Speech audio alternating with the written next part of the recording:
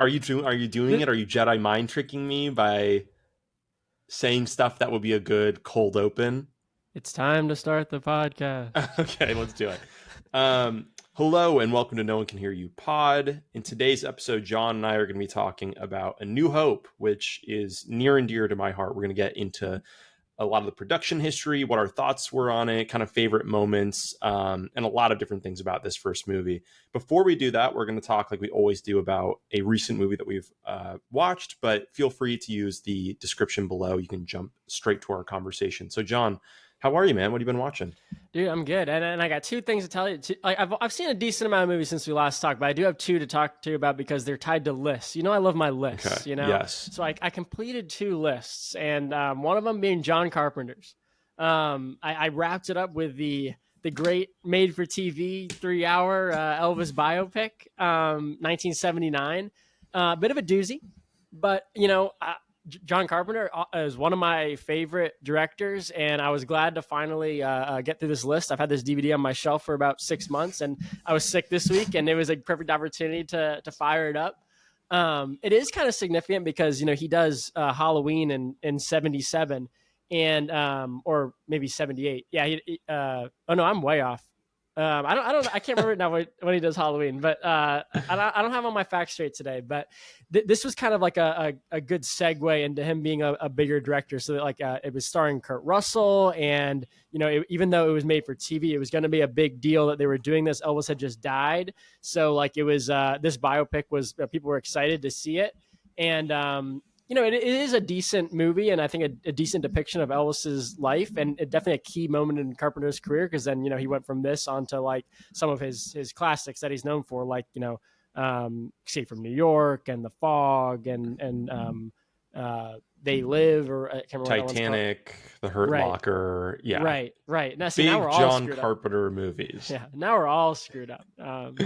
But yeah, so that was a big win for me. Finally knocked out the Carpenter list. I think your description. Sorry, I was gonna say. I think your caption for that on your Letterboxd review was like, "Glad I won't ever have to watch this again." Like it was like the most like the perfect description of anyone that's a completionist with these things. Once they finally gotten over with it, they're like, "It's done. It's fucking done." Finally. Yeah. But unfortunately, I have the DVD forever. So now it joins my DVD collection of Scooby-Doo and the Loch Ness Monster, Godfather 3. And I just recently got New York, New York by Scorsese, because you can't rent that anywhere. And I'm trying to finish the Scorsese list. So now I got a 4 DVD collection. That is an eclectic bunch. Yeah. And Halloween is definitely 78. So this is 79. So I don't know why I was a little mixed up there. It's a bad omen for the rest of this episode. You know, it's funny you mentioned the dates, because that has me thinking of, we earlier did a Sorcerer pod, which was like famously just steamrolled by the fact that Star Wars came out. I believe it was right before, or it was like immediately on top of that movie. And it was like the biggest movie of all time when it came out. So interesting to finally get to do the other half of that tragic story for Sorcerer, but obviously a huge victory for A New Hope.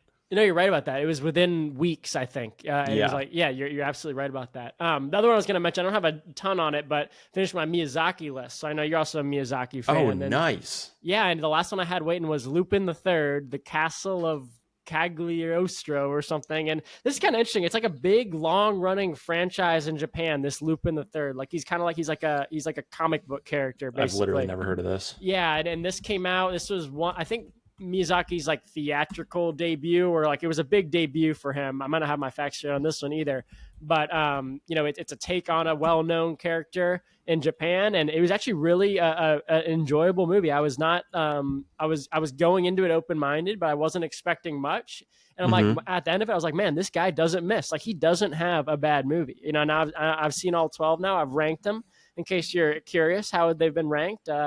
Other than Porco, which and I think Castle in the Sky, which I was a little bit like not too interested in, and he doesn't have any misses. Those are just, you know, more mid for me. Oh, you weren't into Porco. We've definitely talked about this, but yeah, that movie's such a vibe, man. I love that movie. It's a great vibe, but it's like, I don't know if I would be like pumped to watch Porco again, but maybe, I don't know. Some of the Sky Pirate stuff maybe is a little weak. It's just a little absurdist, but and Castle in the Sky, people like that one, but like I like barely even remember it. Like it just didn't leave any impact on me. So I don't know.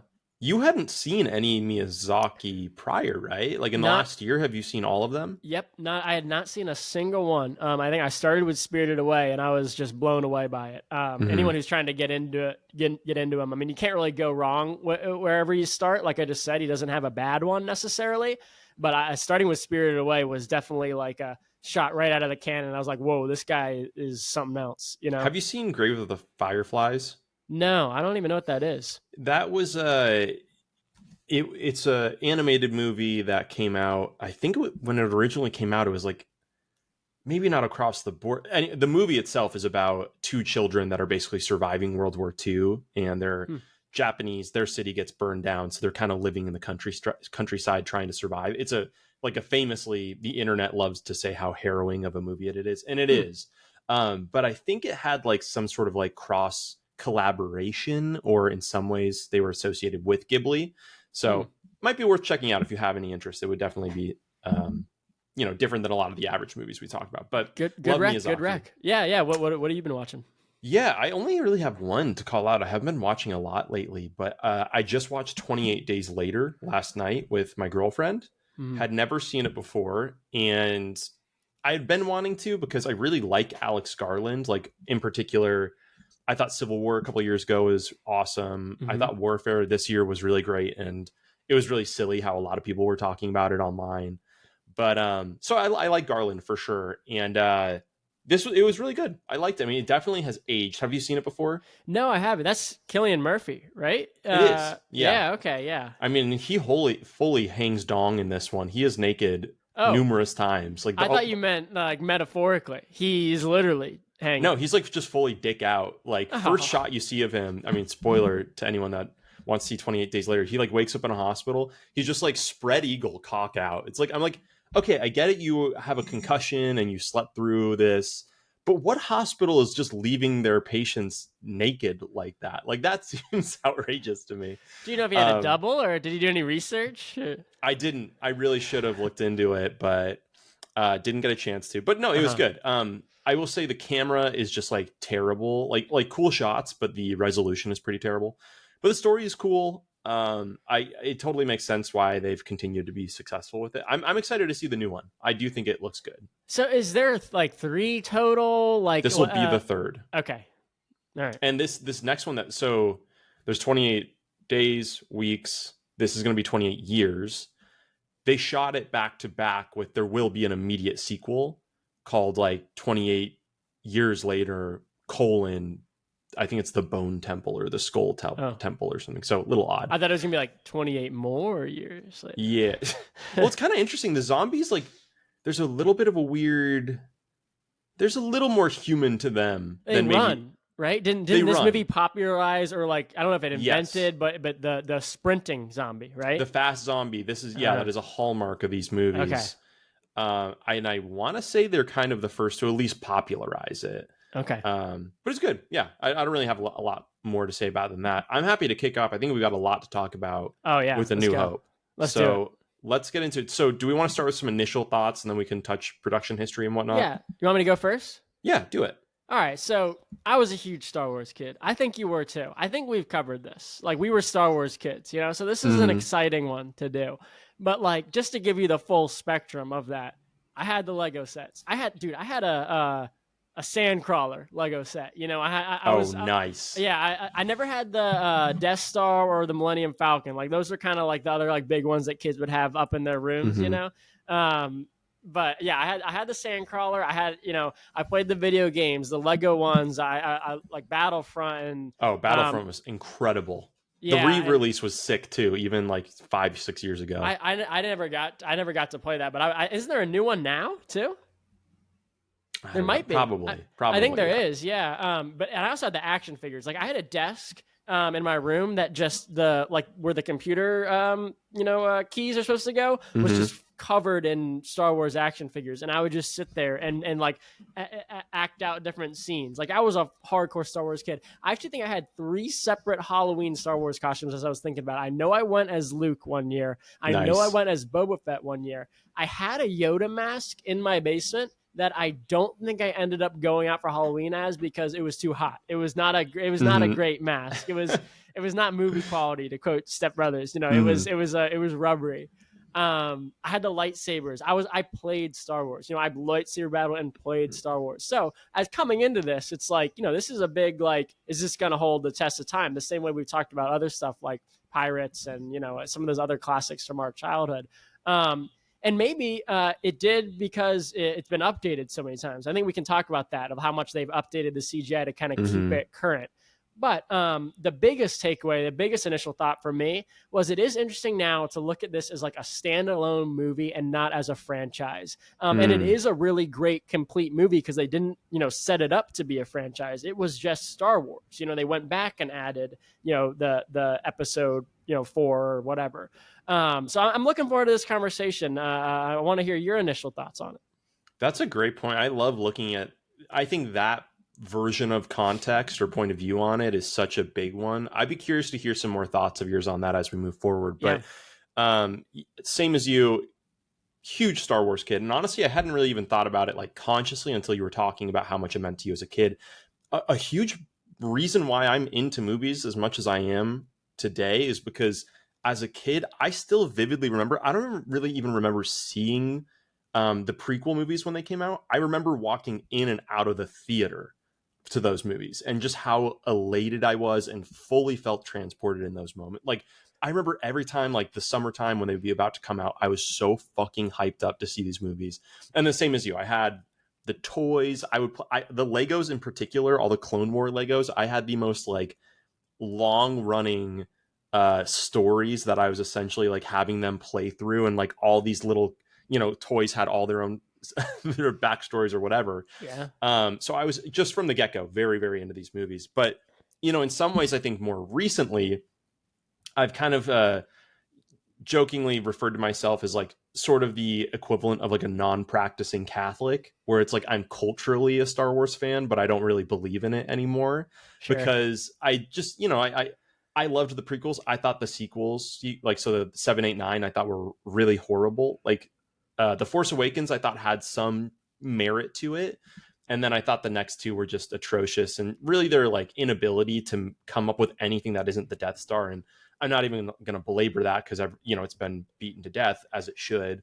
But some of that stuff is, and then especially the TV series that Disney Plus has put out, a lot of those have not been very good. So it really hasn't been until the animated Clone Wars show is actually incredible. It's so much better than it really has any right to be. But then also, I've said it numerous times, but Andor has been a favorite show of mine as well. So the history side away, speaking specifically about this movie, I just think it's like the concepts that it's putting forth in terms of like the hero's story, and so many of those pieces that aren't the sci-fi bits to it, but really like the machine that the outfit of sci-fi is, being worn by. Like, I think that is one of the most impressive things about this, and what George Lucas was able to do with storytelling and this Luke archetypical character and the crossing of the threshold and all these things. I just think it's it makes total sense why this was as big of a hit as it was, and why it was able to be something that was like such a sturdy framework to just keep building upon.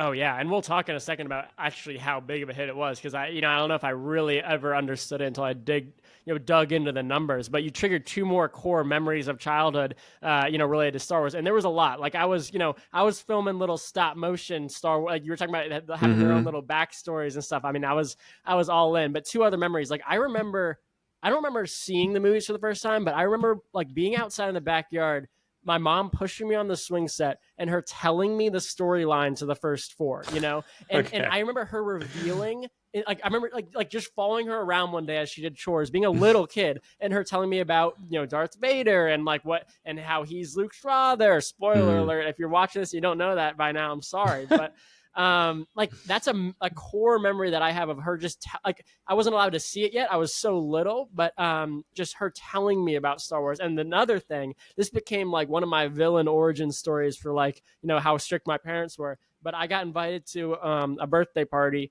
to see episode 3, his first one that was rated PG-13, and I was not allowed to go. I was famously not allowed to go to the theater to see Star Wars Episode 3. That's wrong. Because my mom went on parent previews and, saw that kids got murdered or something, even though it happens off screen. Yeah. And if she ever does listen to this, like, I understand, Mom. I do understand where you're coming from. So I'm sorry for bringing this up for the good son alert. Yeah. But yeah. Anything else before I get into some of the stats? No, let's get into it. I'm sure anything else is just going to organically stem up. So yeah, let's get into it. Yeah, so it's got a 4.2 rating on Letterboxd. It's been seen or logged by 3.2 million, which is pretty high. Now that I'm starting to see like anything that's over a mil is like a big Letterboxd one. So 3.2 is pretty big.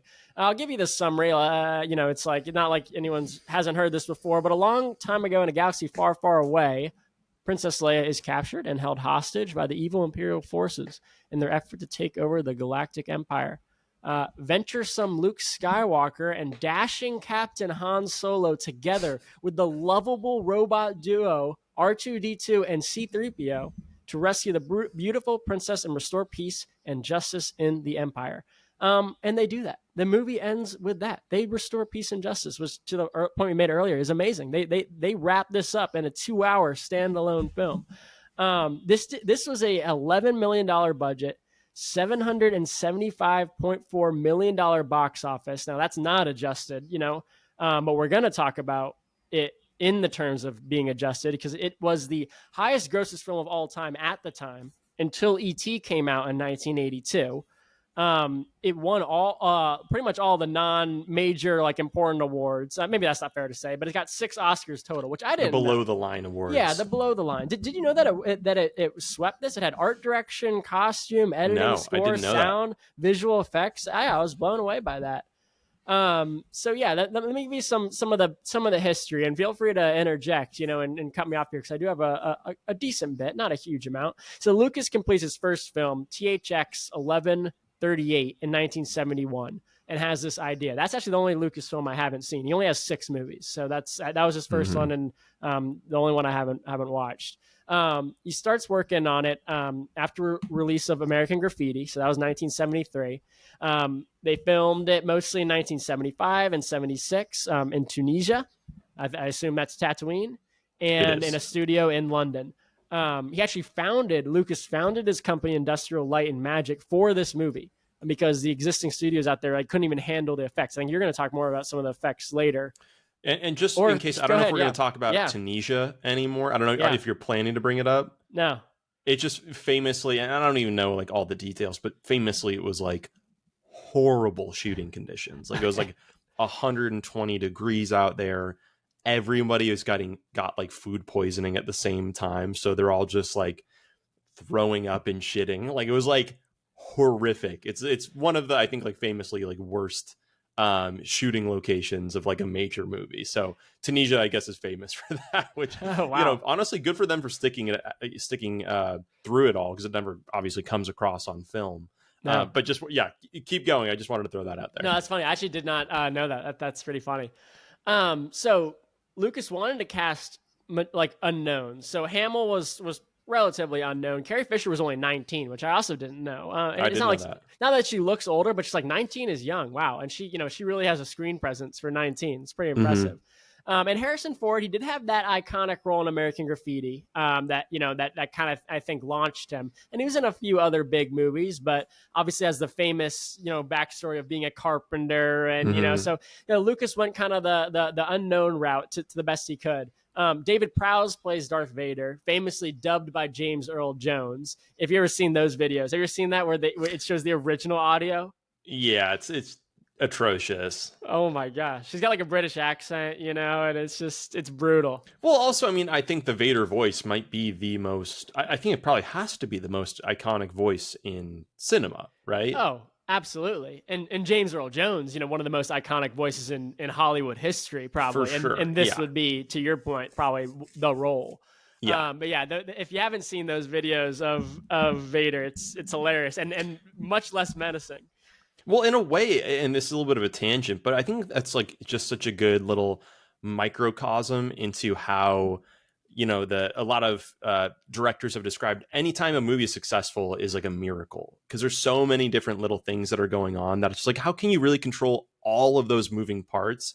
And it's like, that's one thing right there. If Vader didn't have the iconic voice that they ended up finding for him through James Earl Jones, like it I'm not saying it wouldn't have still been super successful, but would it maybe have had the legacy that it has had of, like, people back in the day, the closest thing they had to a meme of everybody saying, Luke, I am your father. Like, all those little things, if they just, if any one of those doesn't go the right way, it totally changes the trajectory of this movie. Oh, even just in the editing room. Like, I was reading that, like, there was an initial cut of this where just that final, like, battle chase scene through the, I can't remember through what the trench. Called. Yeah, through the trenches, the trench fight was just, it wasn't hitting. It was slow. The pacing was off. Like, imagine if, like, it's a great movie up until that point, and then that final 20 minutes, however much it is, just doesn't land, and then maybe it's a different, its legacy is different. The movie also went $3 million over budget due to delays, and everyone on the crew thought it was going to be a failure. And it's funny when you hear that about these classics. Like Jaws is probably the most famous example, and there's a great book called The Jaws Log that everyone should check out, of like just how difficult that production was. But this one, it started to fall in the same boat where people were starting to doubt the success, and I could see that being funny. You're walking around in a C-3PO costume, and it's just like you probably can't. Sure. Like, the magic that, and so much of it was the CGI, I think, but like, I don't know, I could just see like being part of this as like an extra and being like, oh man, what are we doing?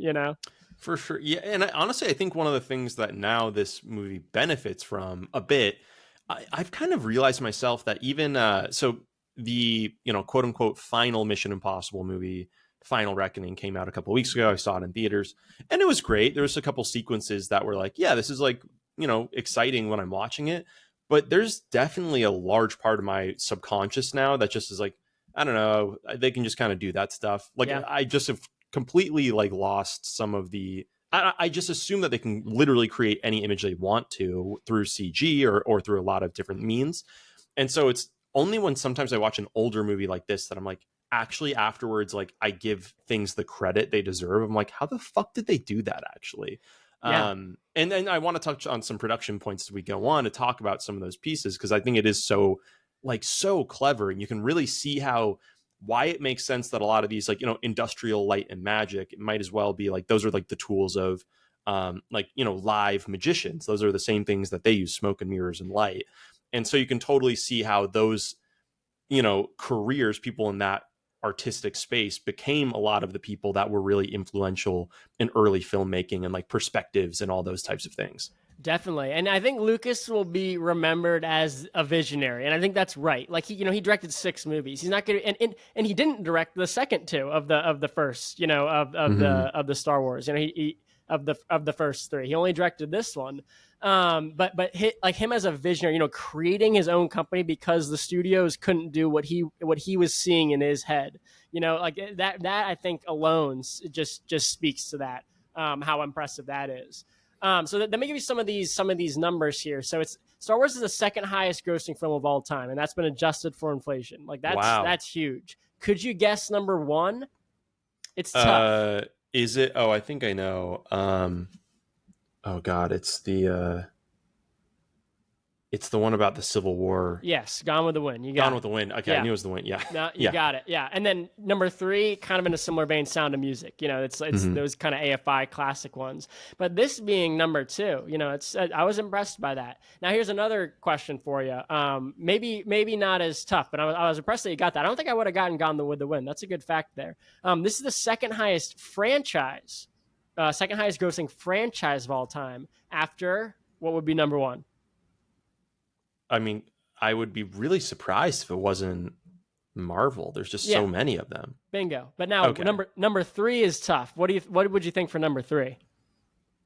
Man, that's tough. I guess I would say, Harry Potter would be up there. I wonder if there's enough James Bond movies that Bingo. maybe. Wow, okay. Nick, man, okay. Let's go. Once again, would not have got that. Number 4 is Batman. Number 5 is Spider-Man. Here's the interesting thing, though. Star Wars has 15 movies total, if you're counting all these new ones also. MCU, 43. James Bond, 27. So the fact that this does it help, by the way, does it help if I slurp into the microphone like that? It adds some sound effects. People are going to get tired of just, our voices. I'm doing some Foley art. Yeah. You're kind of like Lucas, man. This is tasty. Well, I didn't write it down, but there was some cool stuff about how they made the different effects. Like they were hitting like a steel, like a cable, wire. like a power line with a hammer. Oh, you're gonna talk about this. That's right. Yeah. So, but you're stepping on my shit. I know, dude. I'm stepping on your stuff. I know, I didn't write it down. No, I didn't even have that one. Yeah. Oh, and then the other cool one was like Chewbacca's voice was like a mixture of some different animals, like a bear. They just mixed a bunch of animals. Cool. Yeah, no, I never heard that one. But isn't that crazy? 15 movies in the second highest grossing franchise of all time, with Marvel at 43. You know, like that's insanely impressive. And then I'll just speed through these last couple, and then I'm going to toss it over to you. So this film has been reissued many times with Lucas's support, obviously, including a 1981 reissue, giving the film the subtitle Episode 4: A New Hope. So originally was just Star Wars. There was also a 1997 special edition, and the reissues have definitely contained a lot of changes and a lot of controversial changes. I'm going to talk about some of them in my best and worst section. I wanted to see if it bothers you. I mean, we got new scenes, new visual effects, new dialogue. Is that something that taints this in any way? Or maybe that's a topic for the end. But what do you think? You know, in a way, I think if someone were to say, like, especially somebody that saw this when they came out, or at least they saw it before some of those edits had been made, honestly, I'd probably be butthurt too. Like, if in 20 years they were to change up Lord of the Rings, and I've seen those movies so many times, like, to me, they're pretty untouchable. I'd be probably butthurt about it. I mean, I don't know, maybe there's some stuff in the second movie that they could have, like, CG'd a little bit better. Maybe it would be cool. Who knows? But all that to say, I don't have a problem with it. I think it's actually kind of nice that they haven't tried to like evergreen it, where like they're constantly updating it. Like it seems like there's moments where they're like, okay, we have enough to at least update XYZ to like match the prequels, which is what we always, you know, at least ostensibly or Lucas has said, you know, they didn't do the prequels initially because they didn't have the budget and the technology to shoot what he wanted to until the late 90s, early 2000s. So if that actually closes the gap a little bit, I don't hate it. At the same time, I do think, you know, part of the work of an artist is being able to let go. And, you know, I'm sure Lucas is getting the bag every single re-release. So it's like, I'm not going to pocket watch. I get it. I would be doing the same thing probably if it, you know, ended up netting me $3 billion, I think is what he sold it to Disney for. And, you know, keeping it relevant, I think was part of that price tag. Yep. But at the same time, I remember, and this is even kind of a dated reference to make, but I remember when Kanye put out, I don't know if I think it was The Life of Pablo, or maybe the album afterwards. You know, I used to be a huge Kanye fan, obviously a weird scenario now, but he kept editing a couple of songs and like how the album was ordered. I remember that. And at the time I was like, you know, I love his stuff, but I think, like I just mentioned, like a part of being an artist is like recognizing you have to let go. And also to a degree, once it's out of your hands, it's like people are going to interpret what they want from it. They're going to like what they want from it. And I think that just continuing to meddle with it isn't always a good thing. So I'm being a little bit hypocritical here because I don't hate the changes. I think it's actually kind of cool that like now the changes themselves are kind of part of like the aging ring of this tree. But I don't know. Yeah, I don't have any problem with it. It does bother me a bit, and just because like, and maybe it makes sense with what we've talked about. Is like I'm just kind of a purist, and like I want to see it in its original. Like totally. this made $775 million at the box office. Like I want to see what those people saw. You know, like that's fair. Like I just it does bug me. And to your point about Kanye, it's a great one actually. There's a song on that album, Wolves. It's Wolf, right? Yeah, that's like one of the best Frank Ocean verses of all time. And then it like now is its own. He cut it. Yeah, and like I love. Or he cut a lot of the Frank part of it, I think. Yeah, so I'm with you on that part, but yeah, it does bother me a bit. I mean, I searched long and hard to find the original 1922 Nosferatu in its like original format, and I ended up watching on some random site because the streaming services didn't have what I wanted to see, which was how did people see this movie in 1922, and I feel similarly about this. No, I get what you're saying. And there definitely were a couple moments where I was like, oh, okay. Like it probably took me out of it a little bit. I'm also thinking of like Jabba the Hutt in particular, because I think in the OG, it's like a Scottish dude, and then it becomes a iconic and way cooler worm person So I got a lot on him, but I want to save it a bit. Okay, we'll save it. Because I'm going to pass to you in a second. But he wasn't even Jabba wasn't in the original one, which I didn't know. So we'll Okay. park that, and I'll give you the full Jabba history. But also, really quick though. Bet you didn't think I'd know that Frank song on the Kanye album. No, I know. Bet you probably didn't think that about old Nick. Oh no! I know you know music. It was like it was. I mean, I don't know how many people know. I was impressed. No, you know that way know. more. You know Dude, way more than I do. It's not you're close. blowing me. You're blowing me out of the water on this one. I mean, the fact that you got James Bond at number 3. I mean, that was big. The MCU I would expect it. Thank you. And you got Gone with the Wind. I would not have gotten Gone with the Wind. That's crazy.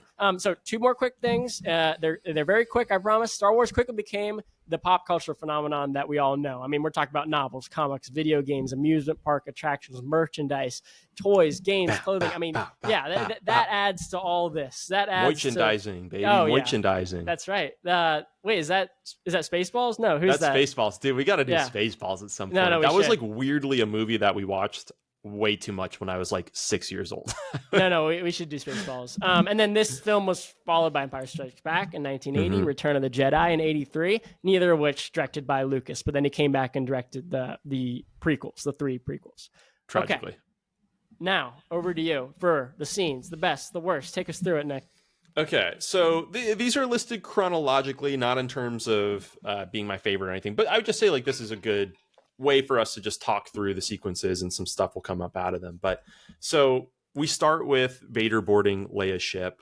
I think it's just, I've said this on other podcasts, but I think it's so easy to gloss over, when there's a successful franchise, just how critical the first movie is, because it's inventing all of these things. Like the John Wick series doesn't work at all if there isn't that first movie that has simple things like the coins, the hotels, things like that. And in the same way, like as a microcosm within the movie itself, this first scene, it shows us so much about like, what are the Imperials like? What are stormtroopers? What is the aesthetic of these ships? We get to meet Leia. We get to meet what droids are in here. And there's just like a lot of really successful implicit storytelling in this. It's in some ways it's, this movie's almost 50 years old and it's not nearly as like punchy and quickly shot as what we've been trained to expect today, but it's doing a lot really, really quickly. And also just to call out like James Earl Jones, his voice in this is so much better than I even remembered. Like, obviously it's iconic and I can immediately place it. If someone says Darth Vader, I instantly hear his voice. But it wasn't until I heard him in the scene that I was like, it's not just the voice, it's like the performance of it. He really is intimidating. And like, I think his cadence is so perfect for like being commanding without, when I just think of the Luke, I'm your father, it's very theatrical, but in such like an overly larger than life way that, it starts to feel more fantasy than something that like, you're actually like, oh, okay, this guy is portraying like effectively what a leader would do. And in this scene, I think he's lights out. So I'll leave it there. John, anything else you want to mention from that? No, I like the beginning, but I think I really get into it when we hit Tatooine. So keep going. Yeah. Okay. So we jettison the droids. A little bit of a nitpick there. I probably would just shoot it. I think we're the Empire. We probably can afford a couple blasts, right? Why not? Oh, man, I'm going to avoid talking about this too much, but have you seen the Family Guy spoof? I definitely have. I can't remember. Just dude, you gotta say it. I gotta say, I'm so sorry because like this is a common thing that people hate. Is he like, why don't you just shoot it? Why don't you? No, he goes like, oh man, what does he say? He's like, hold your fire, hold your fire. He's like, hold your fire, he's like, when he's like, were you paying by the laser now? And then the other stormtrooper's like, you don't do the budget, Terry. I do. I was thinking of that. We'll get to it with the Yavin 4 when he's like talking about sniping swamp rats or whatever. Oh yeah. That's an all-timer. Yes. Oh god, this is truly turning into the movie's over. Also, if you just shoot that, like the movie's done. Over, the plans never get there. The movie's done. You don't do the expenses, Terry. Okay, so R2, C-3PO land on Tatooine again. I think a little thing that's really easy to go unnoticed is just like how effective these two characters are. Of like, I think it was a fun choice to make R2 I'm sure he got a note from the studio that was like, hey, why don't we have the fucking robots talk to each other? It's kind of weird you're having, at this point, a lead character just speak in beep and boops. Right. Obviously, it has gone on to be extremely iconic, and he's really kind of the face of the franchise, maybe more than anyone else, is R2. That's actually interesting. That's an interesting point. There's so many. You could say Yoda. You could say Darth Vader. You could say Luke, like R2. I'm with you. Like, you could make a case for any one of those. Who is the face? Yeah. It's tough to say. I mean, it really should have been Luke, but Leia's a huge. People identify with Han. It's for like, sure. I mean, that's why it became such a easy franchise to merchandise, because like you can identify with any of these characters. Well, I mean, in 2025 and even in 2019. John, you might remember, I forgot about this until just now, when John and I first met each other at work. For your birthday, we got you the baby Yoda. Before he had the name of Grogu, we got you a birthday cake with baby Yoda on it. And I'd never seen the show, but I got really into him. The same way, like, I just liked the meme of him. Yeah, and it's saying, like, I loved Mudang this past year. Like, I was all Mudang. I got a Mudang calendar, and now it's like, 6 months into the year, it's like, okay, we got 6 more Mudangs coming up. But it's like, I love like Harambe. I was so into Harambe way past. Like, I love to just drive a meme into the ground. That's so funny.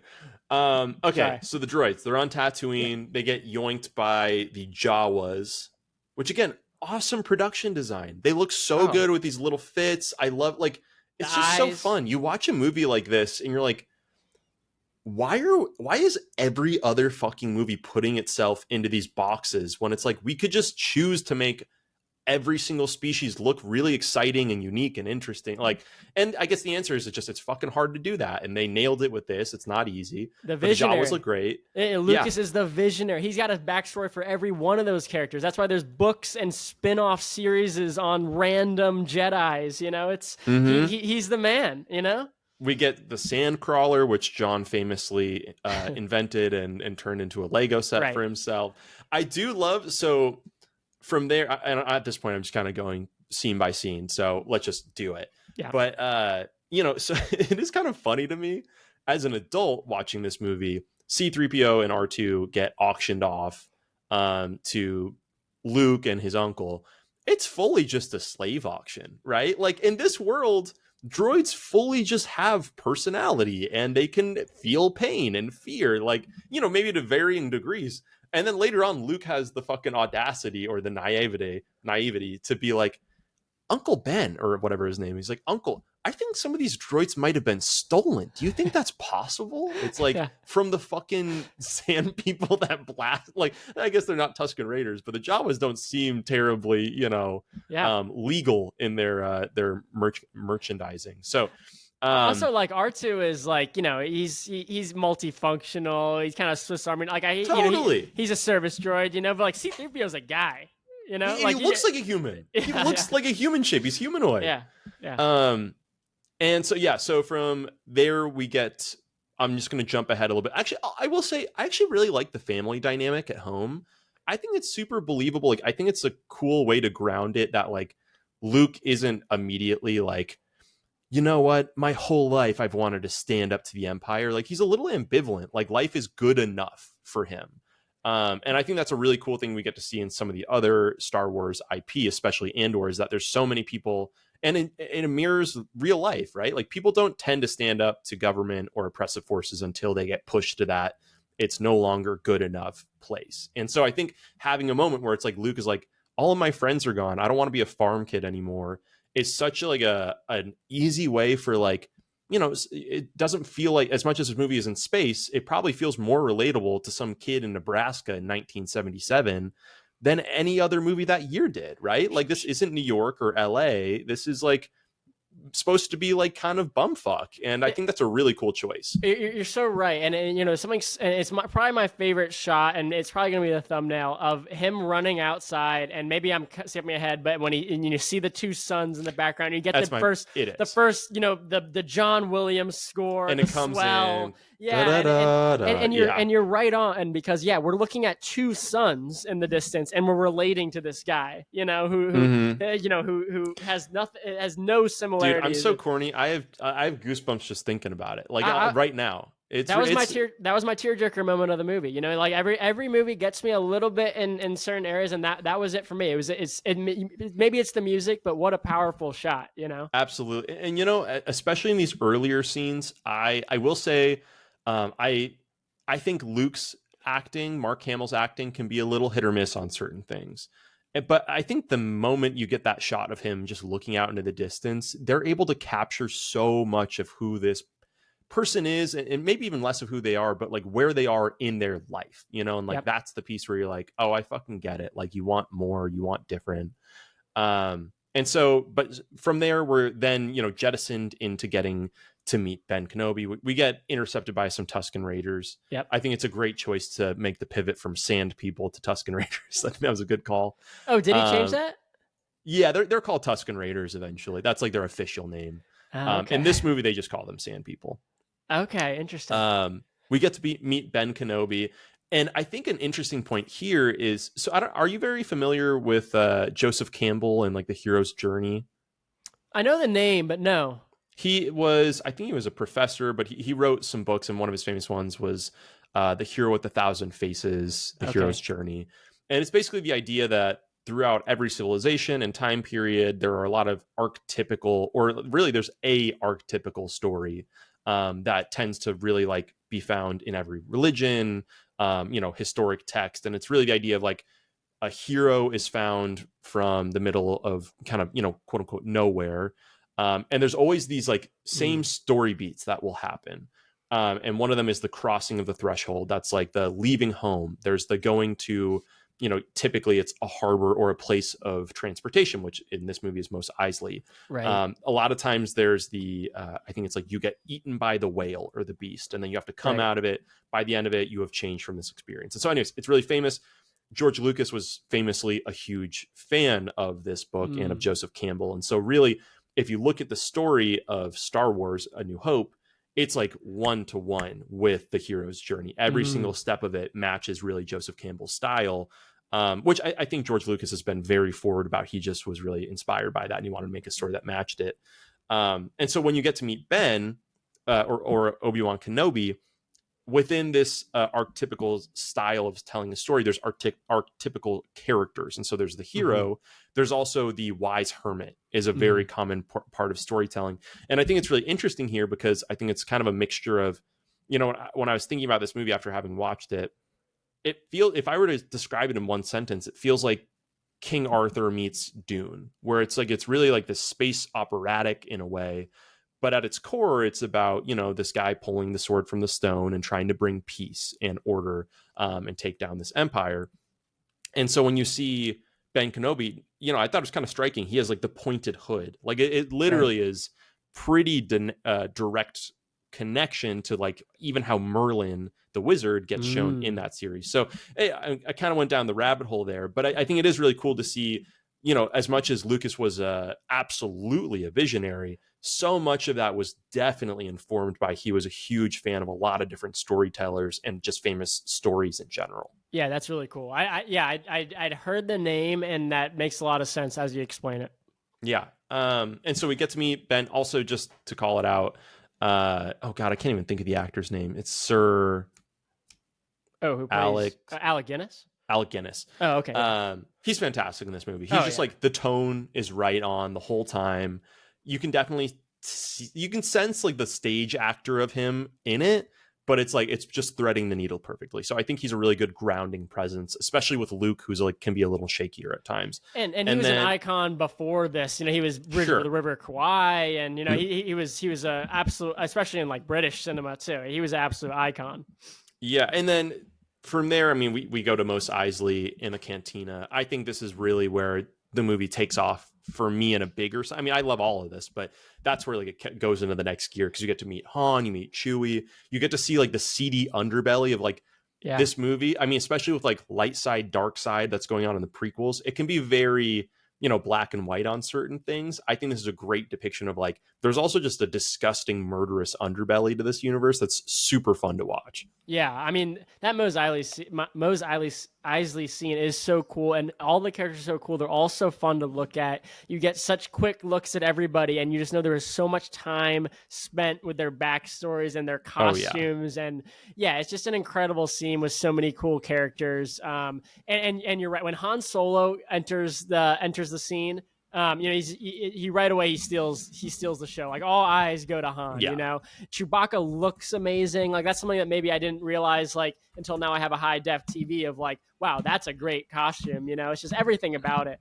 Before we go, before we take the ship out of Mos Eisley, I do want to mention what about the iconic tragedy? You know, Aunt and Uncle Burn, the charred bodies, Luke coming home. Oh yeah. And I was also thinking about this too. Like Uncle Owen, that's a great name. But Aunt Beru, not as memorable, you know, like that's not one that really stuck with me.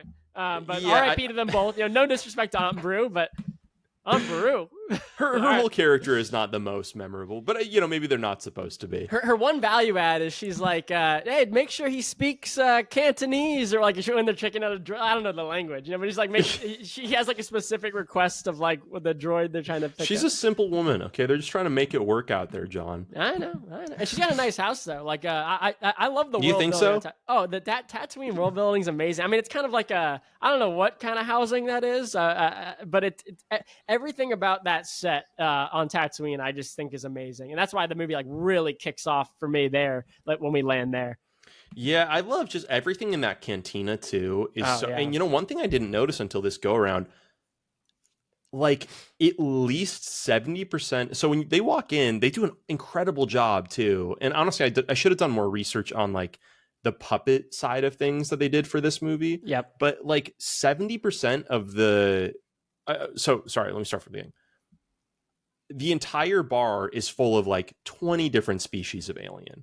I would say 70% of them have been pulled into some other movie or series since in like a meaningful fashion. Like I knew people by name that were just like, didn't even have a single speaking line, didn't even have a shot where they were like the center of the frame. Like it was cool to see that, like, and I'm not surprised because there are such Star Wars like diehards that are like, you know, they're going to know the lore behind all of these. Yeah. But I thought that was really cool to just see like, okay, like there was enough meat on the bone with even the background characters that they could do some really exciting stuff in the future with them. Oh yeah. I mean, can we take a second to talk about the Han Greedo showdown? Sure, for sure. Okay, so I did a little research on this one, and it's interesting. Han and this shot is, first. Well, so that's the whole thing, right? And this is kind of what bugs me about the re-releases, right? Because in the original, Han does shoot first, Greedo never fires. In the 1997 version, Greedo shoots first, Han shoots back. In the later edits, it's kind of like a simultaneous shot, and it's more, you know. But like, I just don't like the fact that Lucas is responding and trying to massage the view of Han should also just be this dirtbag. I think it's better. Yes, yeah, he had it right the first time. Yeah, exactly. Greedo was just sticking him up. You know, it's like let him shoot first. So I mean, also you have to bring up the fact this is like, if one of the true Achilles heels of this franchise is some of the naming conventions are so wild. Like a Poe Dameron. It's like, just give him a normal name. Give him a name that anybody could know or learn. But wait, Greedo is just a wild one. You know? Greedo is wild. Greedo is as bad as Porkins. Oh, Porkins! I got a lot on Porkins. Yeah, I got more on Porkins. Okay. Don't you worry. I got to do one more I got to do a Family Guy insert. Maybe you can put a skip part in the. No, people have to watch it. This is culture. I think my all-time, like my favorite joke in that episode is when they get to the Cantina band and they're doing the and then they finish up and they're like, okay, we're the Cantina band. Thanks for listening. Any requests? And then he does to himself, play the same song. Okay. And then they're like that's just an all-time great joke. John, I might fire that up tonight, honestly. Dude, it's 42 minutes. Good. It's on Hulu. You know, it's an episode within, like I said, it's an easy fire up. You got to rewatch it. I'm going to throw that back on. That's incredible. Yeah. All right. So then we take off. You know, we have our crew at this point. We're on the Millennium Falcon. I do want to call out here again. We've said it a bunch, but like, just again, the production design for this movie is incredible. Like the costuming is so easy to gloss over, but it's A1.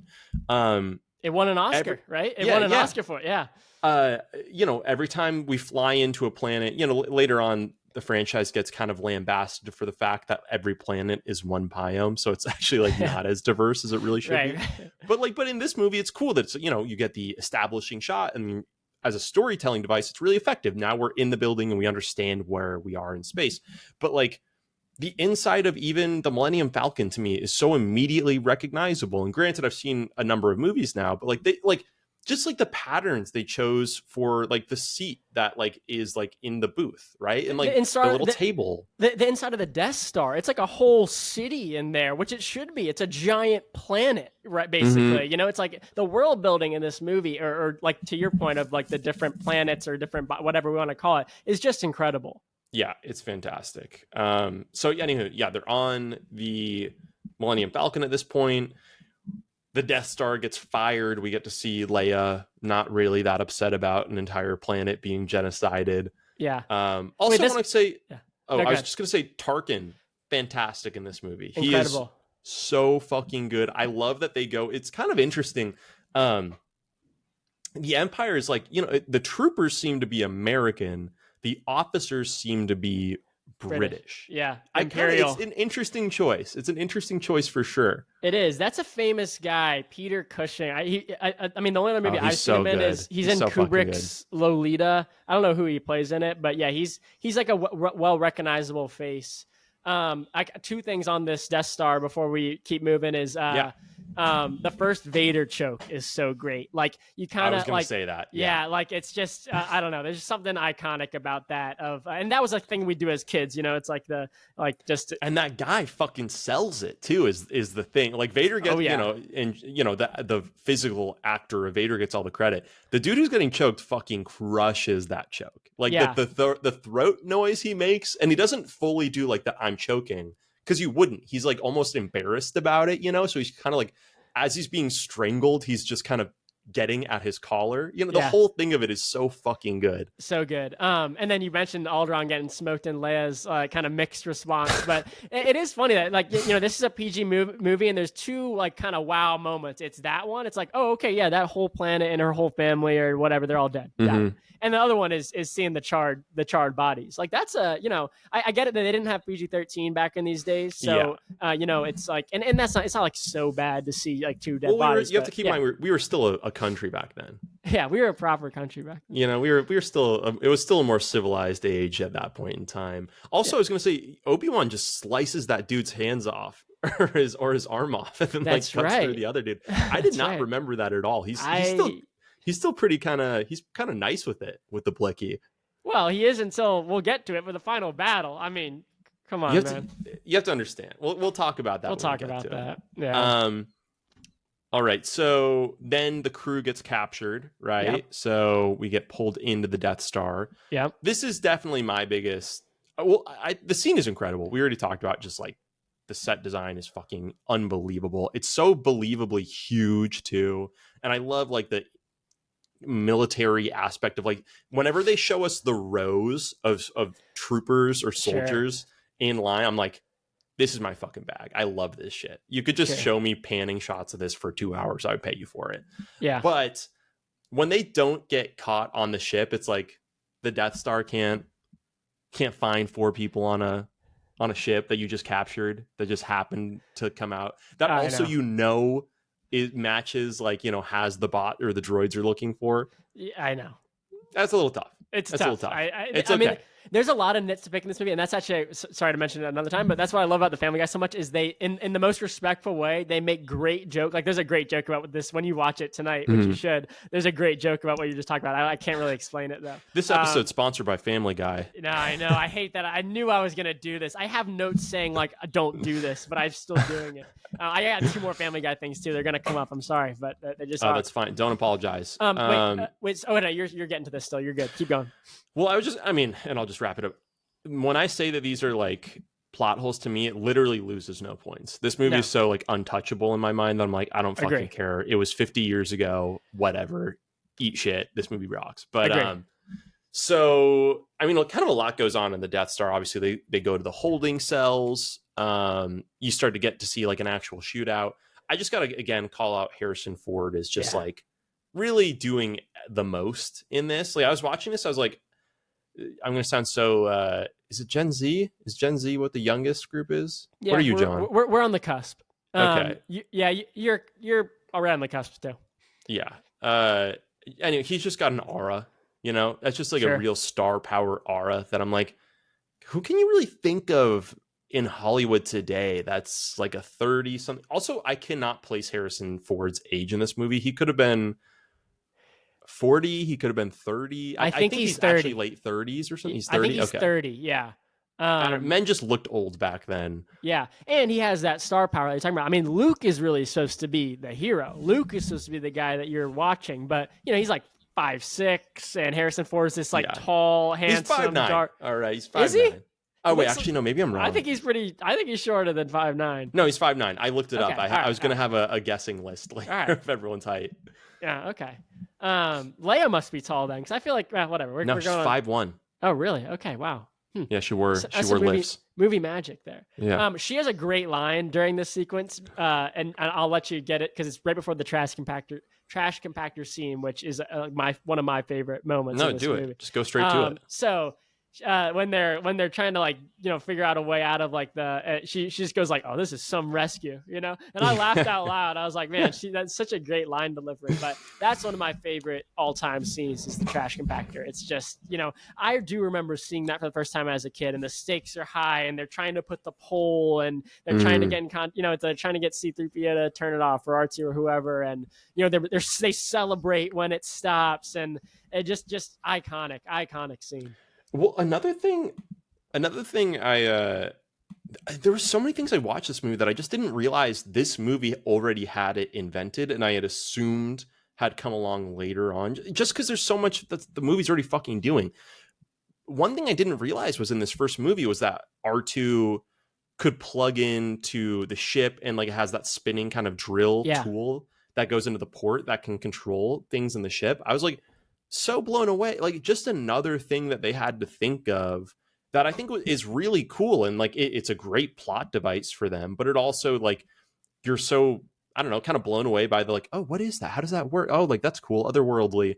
That you just don't, at least to me, I didn't really have any problem with it. So it's another thing that I just thought was really cool. He's a real Swiss Army knife. Like C-3PO is the comic relief, right? But R2's, there's a plug-in for R2 to ride in the ship, and he's outside of the ship. Like we'll get to that. It's kind of comical. They're like, you also know, you're also ready for combat, right? Yeah, and it's like a one-size-fits-all kind of thing. I'm getting ahead of it, but also that was one thing that actively made me laugh in this movie. I didn't laugh a lot. I actively laughed when Darth Vader shoots R2 because it's like, okay, like this isn't like a rifle. This is like a fucking Apache laser helicopter just shot you with a missile and it just hits R2 in the fucking head. And he's like, just a little smoky afterwards is like pretty cartoonish. Yeah, I know.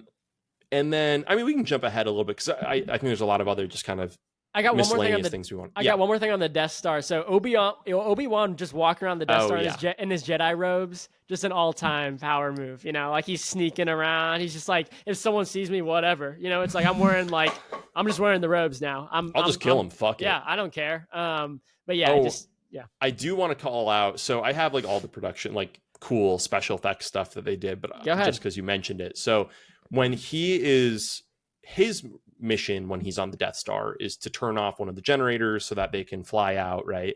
And I think he turns off the tractor beam, right? The tractor beam is keeping them in the correct. Yeah. So he has to scale. He goes into that room where it looks like he's really high up, and he's kind of like shimmying around the back edge of it, and he has to flip this switch. And the way that they shot it, I think it's just so fascinating because it's like, again, it's like there's so many things. How do they shoot these things? For that one, what he's walking, like shimmying around, and the catwalk that he walked over to get to it, that's practical. So they really built that. Everything that's underneath, so like what looks like the chasm below, everything that's the walls, everything that's the ceiling, is all like they did this massive painting on glass. That's like, it's huge. And some of them vary. Some of them are small, but some of these paintings they would do are like 20 by 40 feet. Like they're huge.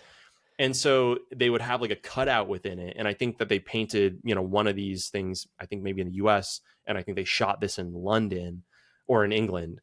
and they just were able to overlay it, and they just do this and that's like really the technique they use a lot throughout this movie, and especially the original three, to make these sort of scales seem real. But it's just crazy to think literally they're just painting stuff. That's how, and they're just able to use light so effectively that it's like you could probably tell it's not real, but it never really takes you out of it, you know? No, not at all. I mean, that's such a good point that like there's so many things that they tried that could have taken you out of it. And like that one looks so cool. It's almost like an optical illusion. You can't really figure out at first. It absolutely is. Yeah. And it just works. It just works so well. Or then sure. I think like Luke and Leia are swinging across. Like it's the same kind of thing during that scene too. Totally. That rope swing. Yeah. Yeah, and it was a mixture of like, you know, they do paintings, but sometimes they would do the painting on glass, and so they'd be able to have light shine through it. And it just, when have you ever seen a painting that not only has like white used for coloring, but it itself emits light? Yeah. And so that is able to trick your mind as well. It's incredible. Yeah. Yeah, pretty wild. So from there, okay, do you want to talk about the Vader Obi-Wan fight? Yeah, I mean, this, you know, it's not like what you said before. It's not a nitpick per se, you know, because I love this movie, and but his death always sucks. Like it's just like it's like no effort. Like in the spin, and it will bug me every time because he's such a great character, and I know he comes back as a ghost, and I know this is only going to be a standalone movie, so who cares? And like they weren't thinking about it that way anyways. But like that, it's just always a letdown. That battle just I felt like could have been better. And I also noticed something funny this time is like after Obi-Wan like disappears, number one, he just disappears. But after he disappears, Vader like looks around for him. He like kicks it with his foot. He doesn't even lift it up. It's the fact that he fucking toes it kills me. That he's what the fuck? What is this? But then he's like he's like walking towards the back. He's like looking in the closet. I'm like, what? Just go after him. Like, what are you doing? I just love that the toe is the kind of universal sign of like confusion and a little fear. You're like, well, I don't want to poke it. Like, what if he fucking jumps at me, you know?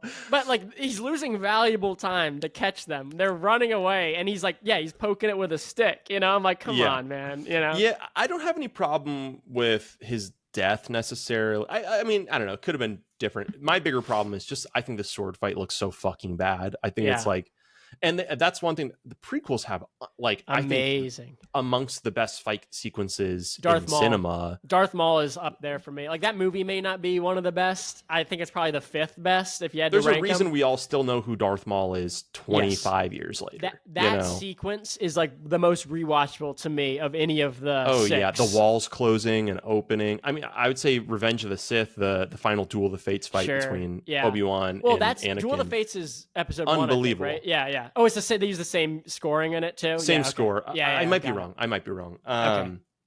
But either way, I think the fight is really weak. You know, if they were to use AI to make that like some sort of sick goated out fight, just fucking. And if they made if they made Sir Guinness even like kind of cooler, a little stronger, that'd be fine. I wouldn't really be bothered by it. Yeah, I mean, even Vader like doesn't cool tribal look that. Tat. Yeah. But even Vader's like everything about. I don't want to rag on it too much. I do love this movie, but everything about that fight is a bit of a letdown. But you're right, and they make up for it when they had the technology and the stunt coordination too. You know, it just probably wasn't a focus. So they were trying to build this world and tell a story, and they definitely took advantage of the stunt coordination and the sword play. You know, in the later movies. Yes. All right, we have so much to go through still, so I'm going to jump ahead. Yeah, this can be a long one, but I don't care. Yeah. I'm just having so much fun with this conversation that Me too. I'm learning a lot too. There's a lot of stuff I haven't known that you've mentioned. This is what this podcast is for. I just want to talk to you more about Star Wars. We're at an hour right now, just to bring the audience in and transfer. This is what the behind the scenes, but I'm okay with it. Let's keep going. We get to Yavin 4. I don't have a lot to say about Yavin 4 other than I think it's cool. Again, cool set design with I like how the Imperials have a very clear aesthetic. And the Rebels have these sort of like translucent walls with like the gradients and grids on them. I just think that's cool. Yeah. No. But really, the last big thing to talk about is the Death Star battle, and how they were able to shoot that. I just think it looks again incredible for 1977. If it was still like a major thing, like people were talking like, oh, they're doing a big re-release this year of A New Hope, and it was like it kind of had the cultural wave going for it. Like I would go see it just. by myself, but like I could totally imagine why people would go and see this 3, 4, 5 times, especially if you were some kid. Yeah, and you know, I touched on it earlier, but like how it's cut too, like the communication between the different pilots, and like, you know, like obviously Han swooping in at the end, and it's just everything about it is amazing. I'll give you a couple things here. I mean, number one, "Cover me, Porkins" is a real line in the movie. That I did laugh at. To a fat man. When you watch The Family Guy, you're gonna bust out laughing because he's like, I've seen that one. He's like bursting out of the plane. It's like grinding on the bottom of the trench. Yeah, but I always thought that Porkins was invented for Family Guy, and then when Luke yells out, "Cover me, Porkins," I'm like, no. And did a little research. Porkins is played by William Hootkins. He also plays Major Eaton in Indiana Jones. So they're really taking advantage of Nice. his name is Major Eaton. Major Eaton in Indiana Jones. Yeah, so he's he must have been on board. He must have been on board. There's no fucking way George Lucas is just torturing this poor guy. Oh, he's getting typecast for sure as the fat guy. And you know what? My final thing I'll say about this battle, and maybe you have some more, but this is my big thing about it. Big ups to Darth Vader for actually getting in the ship. He shows up and joining the fight. I mean, I equate this to like the partner on the team pulling up the deck and making edits. You know, like as I gotta go. You're going, I can't be on this call anymore. Well, but it's when he pulls up into the fight. I'm like, wow, man, he is like getting involved. Real one. Like, he's a real servant. He's a servant leader, you know. Like he's in the trenches. It's a LeBron moment. He's like, all right, time to me. I'm gonna start taking some charges. I'm gonna dunk once or twice. Like, let's take control of the game a little bit here. I don't think it's a LeBron moment. I think it's like if the owner of the Lakers like suited up one night and like Vader did not have to be out there risking. He could have been in his Darth escape never pod. stopped playing. He's been on the streets. He was he was there. First person to step onto Leia's ship, you know, he was fucking shit up. You're right. But yeah, that's all I had. I do like the final battle. I think it's cut amazing. And yeah, it's just a perfect conclusion. You know, then leading into the medal ceremony, which I don't know if you want to talk about, which is just, or if you have anything more on the battle. But the medal ceremony, the galaxy's saved. It's like, wow, that's a tight 2 hours. This movie's over. Like it wraps it up. They're getting their medals. The galaxy's saved. The Death Star is gone. And it kind of does make me like question the decision to bring the Death Star back. You know, then it's like, you know, they did blow it up. I think it is kind of dumb to rebuild it, but it is such an iconic piece of this movie that I do get it. But I mean, yeah, when we got to the final medal ceremony and this movie wrapped up, I was impressed and blown away how much they fit into that 2 hour. Like I think I'd forgotten all the things that happened in this movie, you know? Absolutely. I think it was really smart, especially that they cut down on Yavin. Or I don't know what it was originally, but it is a really short sequence. I thought it was totally believable. Like, we understand that there's a rebellion. We understand they were looking for this information. The whole point of this movie is getting it to them. And now we've had that moment. We don't need to have a scene where it's like, all right, this is what was said. This is what the battle station is capable of. It's like Alderaan got fucking blown up. Like, we all know about it. So let's just do something. I think that was a great choice to just have one meeting where we kind of meet some of these characters enough. And then we go straight to the battle. The only thing I'll just end with on the battle is, I just found it really gripping. I found it really successful. Again, I totally can see why some kid would watch this 19 times over the summer when he had nothing else to do. So I can see why that would be so impactful for a generation. Yes. Can I hit you with two more Family Guy things, and then I'll put the Family Guy piece to bed? Okay, so yes. Well, I don't want to spoil it, but I just love it. Like, there's two awesome Family Guy things. One is like Herbert the Pervert plays Obi-Wan, you know, and there's a part where R2D2 he's playing the "Help me, Obi-Wan" thing, and Leia's like, "Help, like you got to help us, like you still owe us from that incident on Alderaan. We paid a lot of money to those families to keep quiet," and then Herbert starts fast forwarding. He's like, "This is logistical stuff.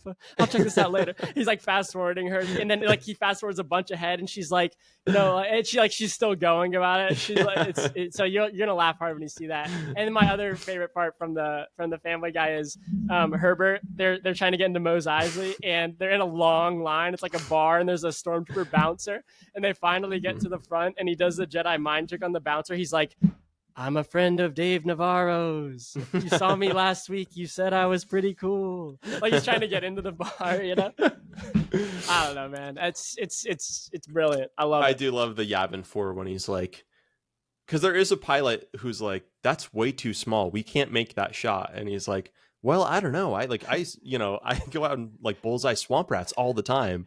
He It's pulls about him 2 aside. meters. Like, yeah. He's like, hey, I don't know why you had to undermine me like that in front of everybody. I just think that was, pretty unnecessary. And I think you're kind of a jerk. And he just walks away.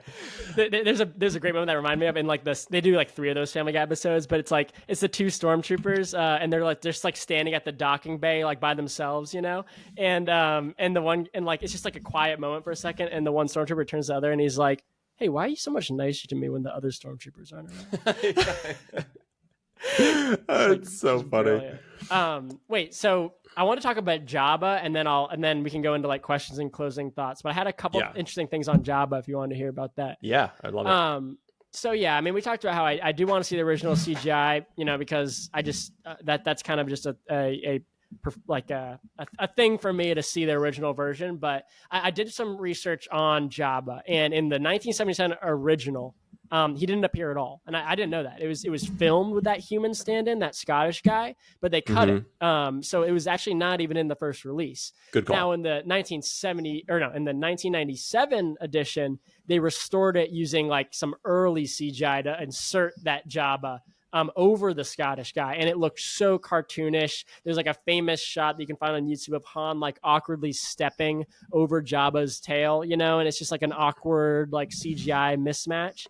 But then in the 2004, this was after obviously Jabba had appeared in Return of the Jedi, and he's a really good looking puppet in that one. Like he looks great in Return of the Jedi when you're in like Jabba's palace. They updated him to kind of match that appearance. So I don't know, that part of the CGI I guess bothers me a bit less than like some of the other little stuff, like the stormtroopers walking around in Tatooine, and it just looks too modern. There's so much like there's big animals and like, but I just do think like the Greedo stuff and like kind of changing how you view Han and like all the edits to Jabba, like those are some of the things that bother me. That's pretty much all I have in like the worst section of our outline. I think that's fair. And then there's the nitpicky pieces again about their get on the ship. The fact that they're even able to leave the Death Star is a little silly. But to me, I think if those things fully take you out of it, I think you're missing the point. Like the whole movie it can be very cartoonish at certain points. It's not trying to be hyper realistic. So it's not a huge issue for me at all. Yep. All right. I did want to say a couple of special effects tricks that they did that I thought were particularly cool. So when Alderaan is destroyed by the Death Star, and also when the Death Star is destroyed, they use the same method to make the explosion. So like the ring that goes out was actually added later on. Originally it was just the explosion, and the way that they did it was they filled a huge tank up with water and had like a small explosion inside of it of like particles basically, and they filmed it using like a high-speed camera with a super high frame rate, and then they took that footage, they slowed it down, but because it is super high frame rate, it doesn't look like jerky or strange. So it's able to move more slowly. So it kind of emulates something happening on a global scale that you understand is fast, but from a distance, it looks slow. And then they also just recolored all the particles that were in the water. And so that's how they're able to get like a 3-dimensional explosion that's filmed from all sides like that, and was able to really easily be platformed onto something. So that blew my mind. Well, it's so impressive. And it's to your earlier point of like, some of that stuff that we take for granted today of like, you can do anything with CGI today. Like that much effort into like a 1-second shot of a planet blowing up is just incredible. And it just takes so much critical thinking too. It's not like there is the playbook of we open up this software. Right. I have like, a bag full of tricks of how we can emulate this, or we'll just literally create it, right? Like this requires some just kind of, again, like vaudevillian magician forced perspective, or like all sorts of just kind of, tricks you're pulling out of a hat. Yep. I already brought up how they were able to use forced perspective with like painted glass for the Obi-Wan piece, but they did a somewhat similar thing for when they go to light speed. I was like, how do they actually show them going forward? And the way they do it is, again, they would paint on glass what would look like a bunch of stars, so space, and I think there'd be like light coming from behind it, and it would be huge, and they would zoom in on it. Like they would literally bring either like zoom in or they'd bring the camera forward, but they would keep the exposure really, really high. So similar to how people would, back in the day, you could light a fire and spin it. And if you keep the exposure on, the picture looks like there's a ring of fire. Right. Basically, if you just zoom, instead of, rotationally, you just go towards it, all of the white lights just kind of expand out. And it kind of really emulates like, oh, we're going so quickly that the light of planets and stars is seemingly, whizzing past us. But again, like, how do you think of that? I mean, it's such a brilliant thing, and it works so well with the visual storytelling of it. Oh yeah, I mean, you just telling me those things puts this in the category of like movies like The Thing and like some of these other famous movies that are known for their practical effects. I mean, just little stuff like that we've just taken for granted now is just incredible that they pulled that off. Yeah, and it just gets like baked into you're like, well, it's Star Wars, but it's like at the time that didn't exist in this way, and it totally makes sense why people just felt so transported by it. Yep. We already touched, so those were the only other production things I wanted, or special effects things I wanted to touch on. And did you have one? No, I had one question for you, but I don't have any other. Let's do that one. Okay, so I want to ask you a question here, and I'll go first so you can think about it. So what character in this movie would you be, and what character would you want to be in this movie? For me, I think the character that I would probably be first is the guy who tries to speak up to Vader and gets force choked. I think that's me. I try to take a stand to the boss, and I get I pay for it. Who I would want to be, I'm a Luke guy. I know Han is the hot shot, that Han gets the girl, and I mean, it's actually probably good that Luke doesn't get the girl because it's his sister. But Han is the guy that people want to be. But I've always, wanted to be more like Luke. So those would be my two picks. Okay, I need a second to think on that. That's a good question. Okay. Gosh, I didn't give you any prep. I threw this on you, and you pulled off the other two questions I threw on you. So see if you land this one. This one's too creative. Okay, I'll think on this. Okay. I don't have any. Did you say you had another question though? No, I don't have any other questions. I do have a decent amount of not decent amount, but I do have some closing thoughts. But are we ready to get into that? Are we ready to wrap it up? I still have a couple things that I want to talk about. Go ahead. I covered most of it earlier, but just influences on George Lucas when he was making this. Yep. There's the Arthurian legend mixed with. There's certainly a lot of Dune going on in this. Have you read Dune, John? No, I haven't. That came out before this? Yeah, it did come out before this. Okay, yeah. I want to say that came out, might have been in the 60s. Yeah, I think you're right. But there's a lot of overlap even with, in Dune, there's the idea of the voice where you can be so commanding with a certain, if you can just have the perfect intonation, you can essentially like hijack part of someone's mind and they'll do as you say. It's sort of like a same effect, but slightly different process to get there as what the Force is when he's saying like, these are not the droids you're looking for. It's very Dune-like. I mean, the fact that this is... I'm a friend of Dave Navarro's. He said I was pretty cool. Even just the fact that this is... Ultimately, it's really a movie that's based in the desert, and there's sort of a religiosity of being in this space is very Dune-like, a lot of those things. Okay. But anyways, so there's that. I don't have any beef with it. Lucas obviously innovates plenty throughout it. But another thing that I really hadn't heard of until somewhat recently was George Lucas viewed a lot of this through the lens of Vietnam. And in his eyes, the empire was the US's involvement and coming in, he touches on it even more in the prequels where it's really about the fall of democracy and, giving up our rights for the perception of safety, which is a huge part of like Emperor Palpatine coming to power and whatnot. But more specifically for this one, it is about Vietnam. He wasn't super comfortable with like being, very overt about like that, or saying that in marketing for obvious reasons.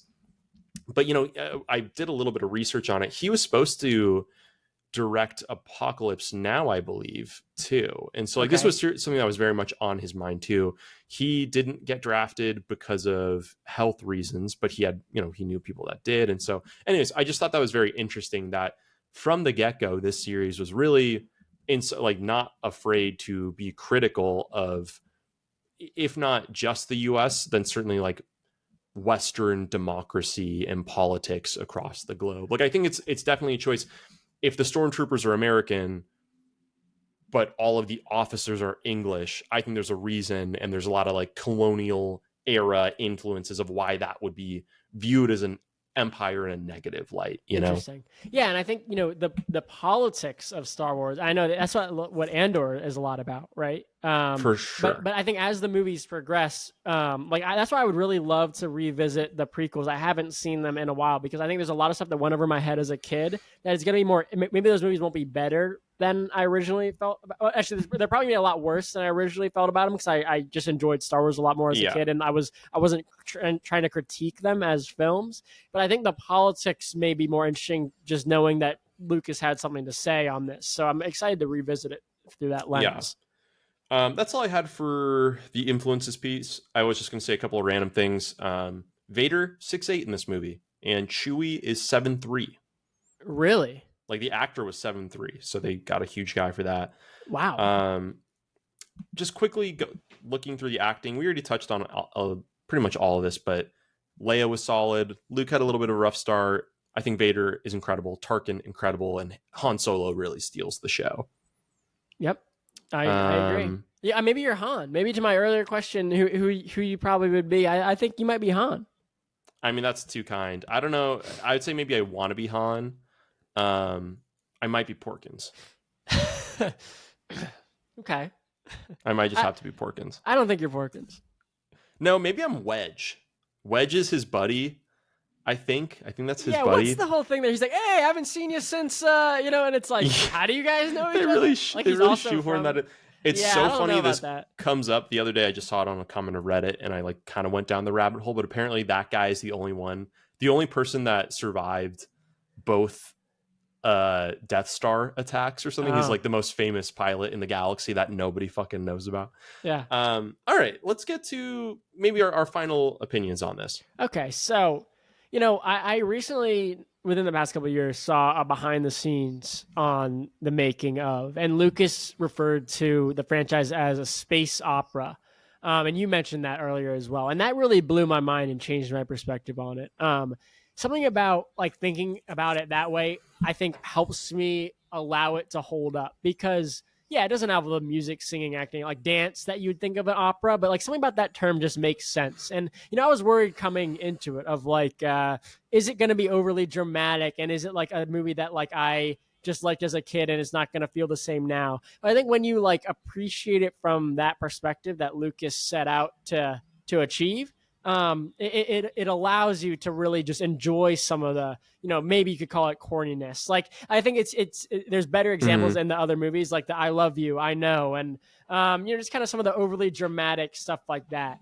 But I just really enjoyed it. I love the parodies. I talked a lot about the Family Guy, and it's because I love the parodies because I love the movie, and the parodies also love the movie, and that they're made with through. love. You can totally tell. Yes, they absolutely are. And I think you can always tell when that happens. I mean, I love Spaceballs. I like the Robot Chicken parodies. I like the Family Guy parodies. And that's I love everything about anyone who wants to poke fun at the plot holes and talk about it.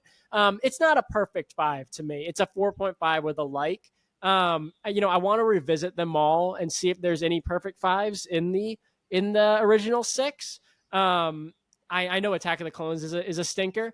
And I think it's probably regarded that Empire Strikes Back is maybe the best one. I'm now very excited to go back and revisit them all. I really like this one. I've always liked this one. A 4.5 and a like is where I settled. Dude, we should just do the other 2 also. I think we should too. I'd like to do that.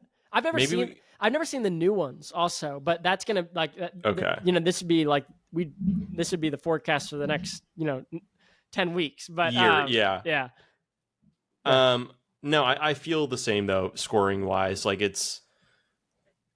I couldn't say that it's not a 5 to me because it's just not amongst my very favorite movies in the world necessarily, but like it has created a lot of or directly influenced a lot of my favorite movies and television in the world. I mean, even, Game of Thrones probably wouldn't exist without this, right? Sure. Like just so many random little things not to say that's my very favorite show, but just like what this did to culture and what we were interested in telling stories about and what we were willing to take risks on, I just think is kind of like unquantifiable. And so to me, yeah, it's an easy 4.5 and a like. I don't know. I was about to say, I don't know that I can say that this movie was life changing for me, but it's like with all the echoes of what this movie did and what it did for me as the way that I viewed it as a child, the excitement I've gotten from Andor as an adult, even going to Disneyland and just getting to like see the new Star Wars area. Like, yes, it's like I'm on my consumer capitalist shit, but like when you're out there and you feel that childlike joy, I feel like that's real, and Yeah. they're making a penny on it. I'm not oblivious to that, but I'm happy to do it because I think that they really succeeded at something here. And anywho, yeah, I think it's a tremendous movie. I'm glad we got to talk about it in depth, John. This is one of my favorite episodes. This might be my favorite. But and you said something, it's like this one, Star Wars was like life shaping for me. And what I think really impressed me about this movie is kind of what we talked about earlier with like how much they accomplish in one movie, not knowing what was to come. Like Totally. when I think about Star Wars, I think about the franchise and the merchandise and all that. The costumes that I wore, and all that. But watching this as just a movie to evaluate and talk to you about, I was really impressed with how much they did in those 2 hours. Is there one of the original 3 or let's say, is there one of the first 6 that you consider your favorite? Like, I'm not sure. Without revisiting them, I'm not sure. I think it's probably Empire Strikes Back. But yeah. I would have to revisit them. It's been too long. My knee jerk would immediately be Revenge of the Sith because I just think that's the best of the prequels as far as I can remember. I did rewatch it maybe it was 5 or 6 years ago, so it's been a while. But I thought when I watched it, I was like, I think this is actually like a great movie. I mean, of course it has some like bonk kind of writing at certain parts, but like I think Ewan McGregor is so good in that movie.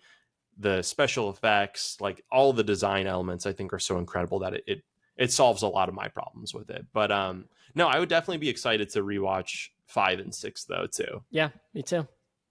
All right, John, this was an excellent episode. So we're still figuring out what we're going to watch next. But as always, if you have any thoughts or questions, leave them in the comments below. And we are excited to talk to you next time. And may the force be with you, Nick. Hey, and also with you. Bye, John.